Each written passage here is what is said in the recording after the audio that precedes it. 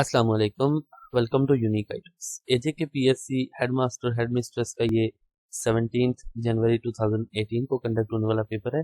इसमें से pedagogy MCQs का सॉल्यूशन पार्ट 1 की सूरत में प्रेजेंट किया जा रहा है, जिसमें 25 एमसीक्यूज डिस्कस किए जाएंगे। तो चलिए स्टार्ट करते हैं। फर्स्ट क्वेश्चन है, rearrange the steps in decision making process logically.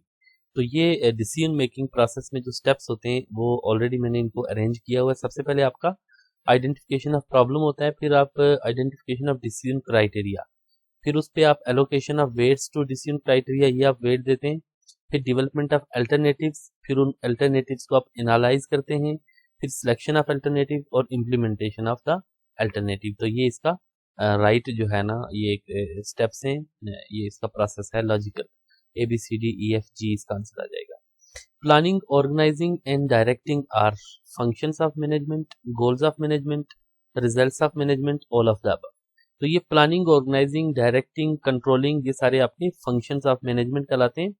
और ये फंक्शंस जो होते हैं work together in a creation, execution and realisation of organisational goals. तो ये सारे फंक्शंस वर्क टुगेदर करते हैं ताकि आपकी ऑर्गेनाइजेशन का गोल जो है ना, उसके जो मकासद हैं वो अचीव हो सके।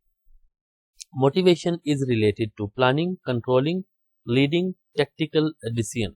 तो ये मोटिवेशन जो है ना, तो ये लीडिंग का फंक्शन है, यानी कि ये एक लीडरशिप का एक फंक्शन है, is directly related to leading. यानी कि मोटिवेशन जो है ना, एक जो लीडर होता है उसके अंदर राइट जो लीडरशिप ट्रेट्स होती हैं जिससे वो मोटिवेशन को इन्फ्लुएंस करता है, वो मोटिवेशन अपने जो एम्प्लॉयज होते हैं उनके अंदर लेके आता है। ये एक लीडर की एक करेक्टरिस्टिक हो सकती है।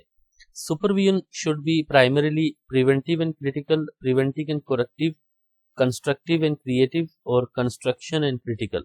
क्रिटिकल तनकीदी, अब देखें प्रिवेंटिव रोकने वाली, और फिर प्रिवेंटिव और कोरेक्टिव तो ये नेगेटिव आ जाते हैं, जबकि कंस्ट्रक्टिव और क्रिएटिव ये पॉजिटिव पॉइंट है। तो सुपरविजन जो सुपरवाइजर होता है उसको वो कंस्ट्रक्टिव और क्रिएटिव उसको होना चाहिए, तभी जाके वो एक ऑर्गेनाइजेशन के गोल्स अचीव हो सकते हैं।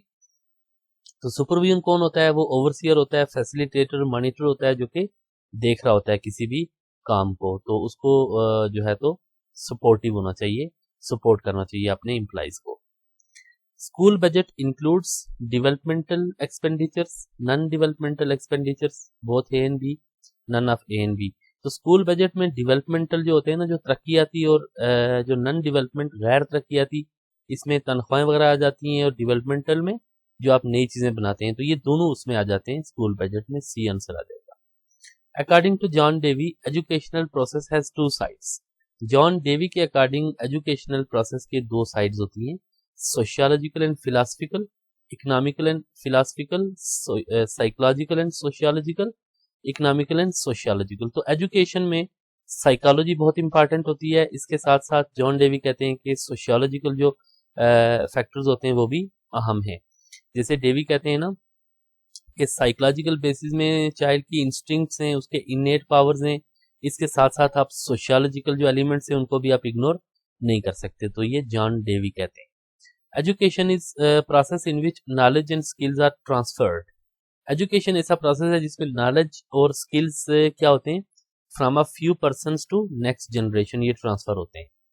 एक कुछ लोग जो है ना वो एजुकेशन दे रहे होते हैं, ज़ाहिर है पूरी आगे जनरेशन को वो चीज आगे मुंतकिल हो रही होती है। सी आंसर आ जाएगा। Education psychology is the study of, ये क्या चीज स्टडी करती है? Mental illness, learner, learning and teaching, intelligence tests, cognitive process. ये देखें पहले दो और लास्ट वन जो है ना वो लिमिटेड आ जाते हैं, जबकि लर्नर, लर्निंग एंड टीचिंग ये बड़ी एक वास्ट फील्ड आ जाती है। तो एजुकेशन साइकोलॉजी इन चीजों को देखती है। इसकी आप डेफिनेशन भी देख सकते हैं। ये देखती है कि how people learn, including teaching methods, instructional processes, individual differences in learning, और टीचिंग आपने कैसी करनी है, मेथड्स वो आपको वो बताती है कि बच्चे कब तैयार होते हैं पढ़ने के लिए। तो ये एजुकेशन साइकोलॉजी देखती है। लर्नर, लर्निंग और टीचिंग ये सब चीजों को वो देखती है। Data which have already been collected by someone is called, ऐसा डेटा जो पहले से किसी ने कलेक्ट किया होता है वो secondary data, qualitative variable, primary data, none of these. तो ये जो पहले से कलेक्टेड होता है वो दैट इज सेकेंडरी डेटा, जबकि क्वालिटेटिव वेरिएबल क्या होता है? दैट इजंट न्यूमेरिकल, वो क्वालिटेटिव होता है। वो क्वांटिटेटिव नहीं होता, न्यूमेरिकल नहीं होता। जैसे मसलन वेरिएबल हैं ब्लू, ग्रीन, ब्राउन, हेजल, ये आई कलर वगैरह, तो ये जो क्वालिटेटिव वेरिएबल्स होते हैं। जबकि प्राइमरी डाटा क्या होता है, डायरेक्टली आप मेन सोर्स से इसको कलेक्ट करते हैं। ये फर्स्ट हैंड जो है ना वो डाटा होता है जो आप कलेक्ट करते हैं। जबकि सेकेंडरी डाटा क्या होता है, ये किसी और ने कलेक्ट किया होता है और आप एज ए लिटरेचर रिव्यू में उसको देख रहे होते हैं। तो ये सेकेंडरी डाटा जो है ना वो किसी ने पहले से कलेक्ट किया होता है। Classifying students in a statistical course buy their gender is an example of what scale of measurement. जब आप बच्चों को क्लासिफाई करते हैं ना स्टैटिस्टिकल जेंडर के अकॉर्डिंग, तो जेंडर यानी मेल अलग और फीमेल अलग आप कर लेते हैं, तो ये कौन सा स्केल है, नॉमिनल, ऑर्डिनल, इंटरवल और रेशियो स्केल्स। ये डिफरेंट स्केल्स हैं, इसमें से ये नॉमिनल आ जाता है। नॉमिनल स्केल में क्या होता है, uses labels to classify cases, जैसे into classes, for example gender, ठीक है, सिटी वेयर यू लिव, कहाँ पे आप रहते हैं, इस तरह के ये जो है ना ये नॉमिनल स्केल्स होते हैं जहाँ पे चीजों को क्लासिफाई किया जाता है इनटू क्लासेस। और ऑर्डिनल मेजरमेंट क्या होती है, रैंक ऑफ वैल्यूज, इसमें वैल्यूज देखी जाती हैं। Differences between each one is not really known, you might consider yourself middle class but how much better off you are compare to a friend of yours who identified him her as lower class। तो इसमें आपके क्या differences हैं, variables इसमें क्या देखा जाता है कि the numerical values name the attribute और characteristic but also allow us to place the categories in a natural and reasonable order. तो इसमें वैल्यूज देखी जाती हैं कि क्या चीज ज्यादा बेहतर है या क्या। आप देखें ये जैसे मैंने यहाँ पे मिसाल दी है कि आपने अपने आप को मिडिल क्लास में किया हुआ है तो आप दूसरे ने लोअर क्लास में, ठीक है, तो देखा जाता है कि हाउ मच बेटर, तो ये इस तरह से ये देखा जाता है इसमें। जैसे कुछ और एग्जांपल्स है यहाँ पे, strongly disagree, disagree, neither agree, nor agree. और इसी तरह देखें ना सोशियो इकोनॉमिक स्टैंडिंग में लोअर, मिडल, अपर। और फिर क्वालिटी ऑफ डेमोक्रेसी में very high, high, medium, low, very low, इस तरह से ये क्लासेस बनाई जाती हैं इसमें ऑर्डिनल मेजरमेंट में। जबकि इंटरवल स्केल में क्या किया जाता है कि differences between two values is meaningful, यानी कि इसमें देखा जाता है जो डिफरेंसेस है ना वो मीनिंगफुल होते हैं। मसलन टेम्परेचर फ़ारेनहाइट, टेम्परेचर सेल्सियस, इसमें ये जो डिफरेंसेस होते हैं टेम्परेचर में एक वैल्यू और दूसरे के दरमियान जो फर्क होता है वो मीनिंगफुल होते हैं। जबकि रेशियो स्केल में क्या देखा जाता है, where there is a true zero and equal intervals between neighbouring points. Unlike on an interval scale, a zero on ratio scale means there is a total absence of the variable। जैसे मसलन इधर अगर zero हो ना Fahrenheit में या Celsius में zero हो, तो यानी कि ये वेरिएबल मौजूद होता है, जीरो टेम्परेचर भी होता है, लेकिन यहाँ पे जीरो अगर हो तो यानी कि वेरिएबल होता ही नहीं है। जैसे मसलन लेंथ है, एरिया है, पॉपुलेशन है, इसमें जीरो आ जाए तो यानी चीज़ एग्जिस्ट ही नहीं करती, हम ये समझते हैं। ये डिफरेंट स्केल्स हैं स्टेटिस्टिक्स में। करिकुलम मीन्स कोर्स, सिलेबस, को curricular activities, overall activities of an institution. तो ये क्या चीज होती है, ये overall activities of an institution, ये करिकुलम होता है। तो कोर्स क्या है, is a path, sequence, development और एवोल्यूशन। कोर्स ये आपका एक खास वक्त के लिए होता है, मसलन एक साल के लिए, 6 महीने के लिए, एक सेमेस्टर के लिए।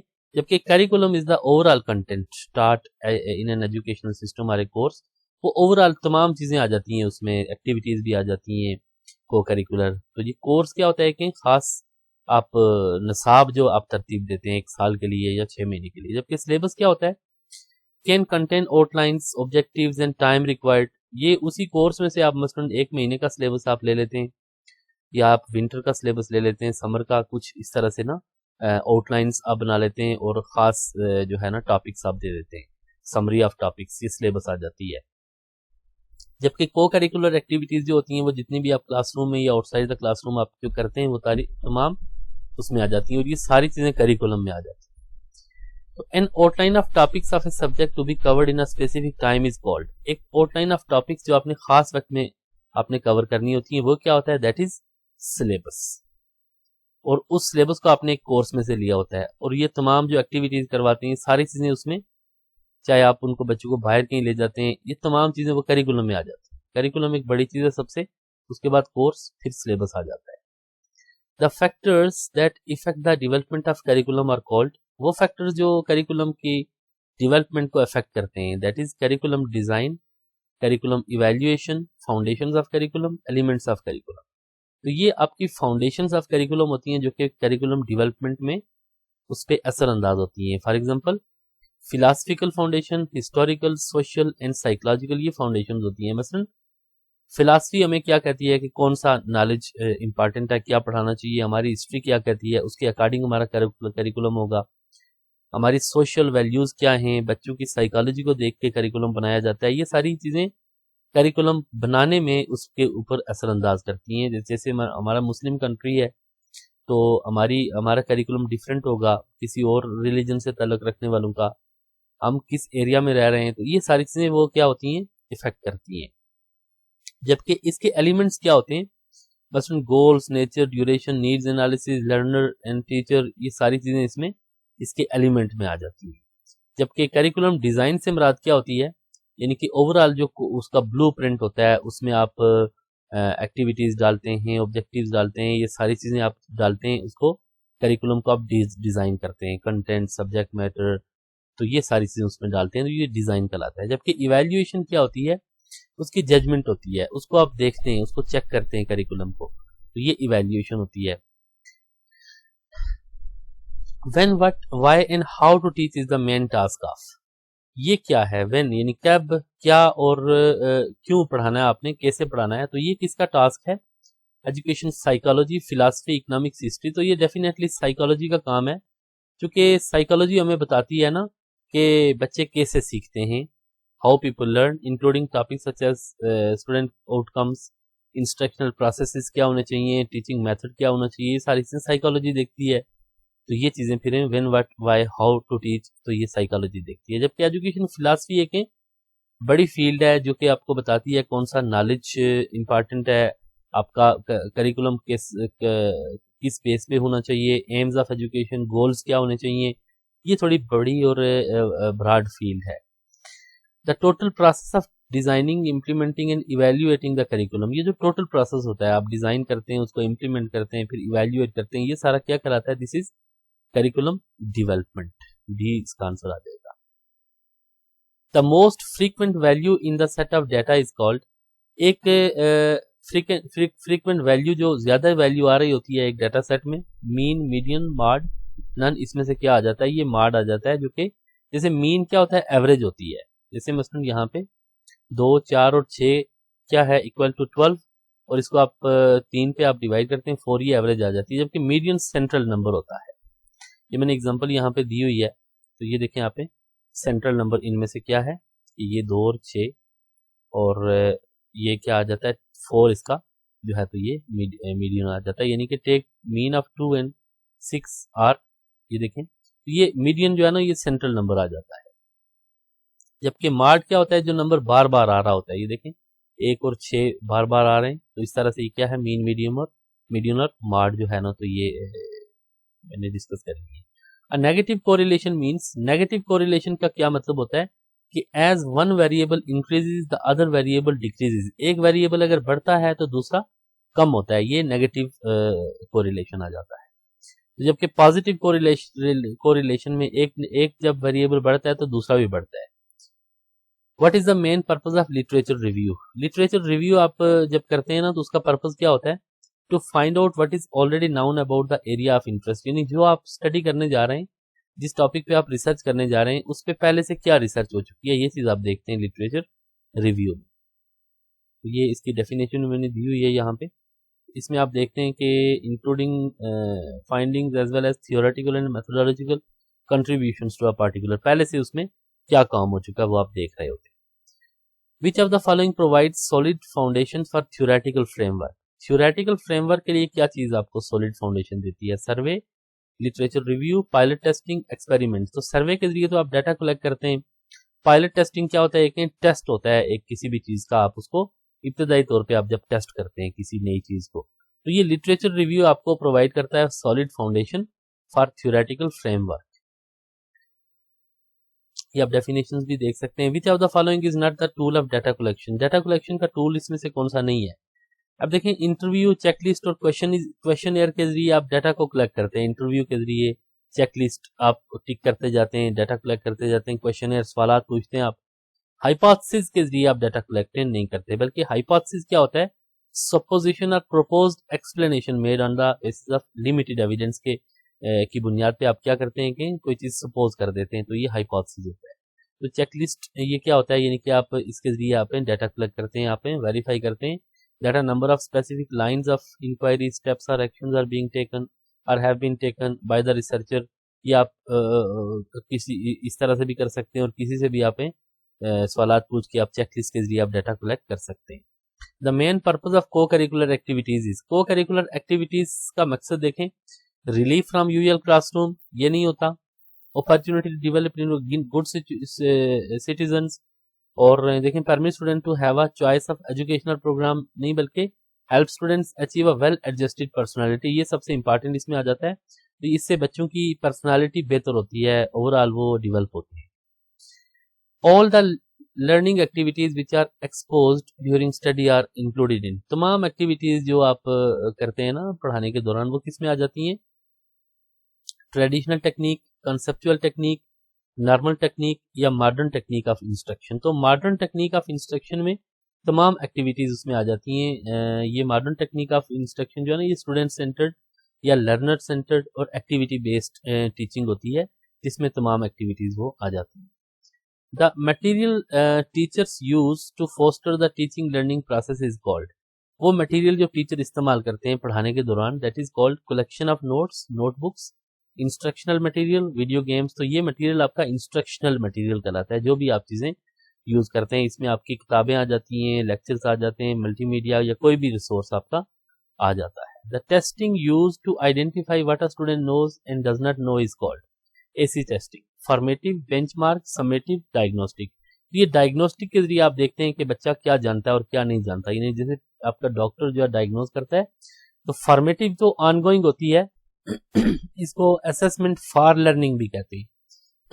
यानी कि इसके जरिए आपकी असेसमेंट बेहतर होती जाती है, फॉर लर्निंग बेहतर होती है, यानी कि आप असेस करते जाते हैं। ऑनगोइंग और कंटिन्यूस जो असेसमेंट होती है पढ़ाने के दौरान होती है, ये फॉर्मेटिव होती है। जबकि समेटिव एट द एंड होती है, at the end of a day programme या at the end of week, month, semester, ये समेटिव होती है। जबकि डायग्नोस्टिक के जरिए आप देखते हैं कि बच्चा क्या जानता है, क्या नहीं जानता, उसकी स्ट्रेंथ्स क्या हैं, उसकी वीकनेसेस क्या हैं। जबकि बेंचमार्क टेस्टिंग क्या होती है कि ये किसी खास स्पेसिफिक ग्रेड लेवल पे आप बच्चों को उसके अकॉर्डिंग आप चेक करते हैं। कुछ स्टैंडर्ड्स होते हैं जो आपने गोल्स पहले से सेट किए होते हैं, तो ये बेंचमार्क टेस्टिंग होती है कि फलां लेवल तक वो पहुंच जाए कि नहीं। तो असेसमेंट एज लर्निंग क्या होती है? सेल्फ असेसमेंट होती है, बच्चे खुद अपने आप को मॉनिटर कर रहे होते हैं, तो ये सेल्फ असेसमेंट होती है। जबकि प्लेसमेंट असेसमेंट क्या होती है? एक ग्रेड से दूसरे ग्रेड में आप बच्चों को प्लेस करते हैं। जैसे आप जो एग्जामिनेशन लेते हैं वो प्लेसमेंट असेसमेंट में आ जाती है। नॉर्म रेफरेंस टेस्ट क्या होता है कि जब आप किसी एक ग्रुप के साथ किसी स्टूडेंट को आप कंपेयर करते हैं टेस्ट के जरिए, तो वो नॉर्म रेफरेंस होता है। Expected performance against that of the peers within a group के साथ आप उसको कंपेयर करते हैं। तो क्राइटेरियन रेफरेंस किसी खास क्राइटेरिया के अगेंस्ट जो है ना, तो किसी खास स्टैंडर्ड के अगेंस्ट आप एक बच्चे की परफॉर्मेंस को जब चेक करते हैं, वो क्राइटेरियन रेफरेंस आ जाती है।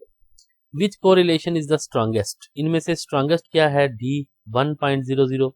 जबकि पॉजिटिव कोरिलेशन क्या होता है? एक वेरिएबल बड़ा होता है, बिगर, अगर बढ़ता है तो दूसरा भी बढ़ता है। जबकि नेगेटिव में which one variable increases the other decreases, एक बढ़ता है तो दूसरा कम होता है वेरिएबल। तो जो स्ट्रॉन्गेस्ट होता है ना, वो -1 या 1 के जरिए से वो शो होता है, जबकि वीकेस्ट जो है तो वो 0 से शो होता है।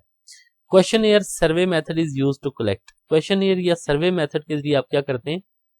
Secondary data, qualitative variable, primary data. तो ये प्राइमरी डाटा आप क्वेश्चन और सर्वे के जरिए आप हासिल करते हैं। जैसे कि डाटा कलेक्शन के टूल्स होते हैं ना, तो सेकेंडरी डाटा तो पहले ऑलरेडी किसी ने कलेक्ट किया होता है, तो ये प्राइमरी डाटा आप क्वेश्चन या सर्वे के जरिए आप जो ओरिजिनल डाटा आप कलेक्ट करते हैं वो क्वेश्चन या सर्वे के जरिए किया जाता है।